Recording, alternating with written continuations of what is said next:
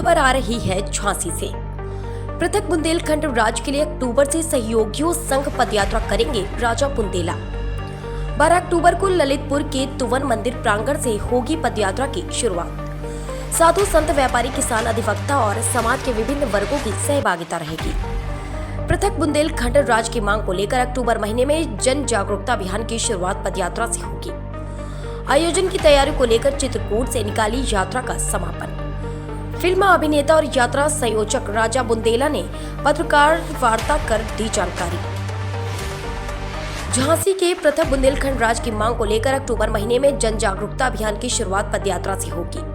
कार्यक्रम की योजना और तैयारी को लेकर फिल्म अभिनेता और संयोजक राजा बुंदेला ने चित्रकूट से यात्रा निकाली, जिसकी झांसी में बुंदेलखंड मुक्ति मोर्चा के फाउंडर दिवंगत शंकर लाल मेहरोत्रा के निवास पर समापन किया गया।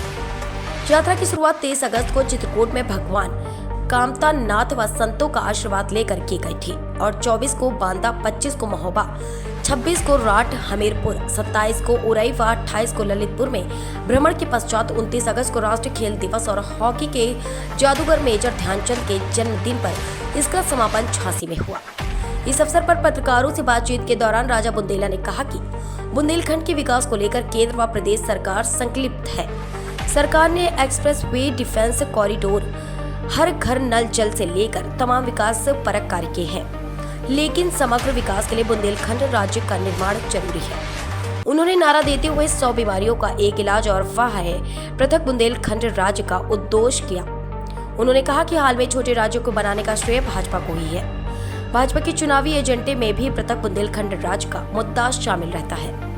पृथक राज्य को लेकर स्वर्गीय शंकर लाल मेहरोत्रा के समय में लगभग 1.5 दशक पहले तमाम जन आंदोलन हुए, रेलें रोकी गई, चक्का जाम हुए, विधानसभा ने पर्चे फेंके गए और हिंसक आंदोलन हुए।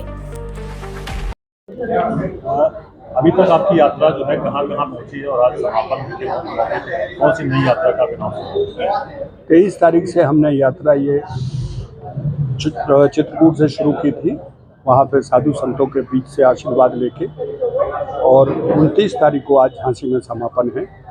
उत्तर प्रदेश के बुंदेलखंड के जो भी 7 ज़िले हैं उसमें से यात्रा निकली है और इस यात्रा का मकसद ये था, जैसे हर ज़िले के अंदर एक हमें टीम चाहिए थी और जो बुंदेलखंड राज्य के लिए मांग कर रहे हैं उस साथी को जोड़ने के लिए। एक बात बता दूं कि किसी समूह विशेष की और व्यक्ति विशेष की यात्रा नहीं है।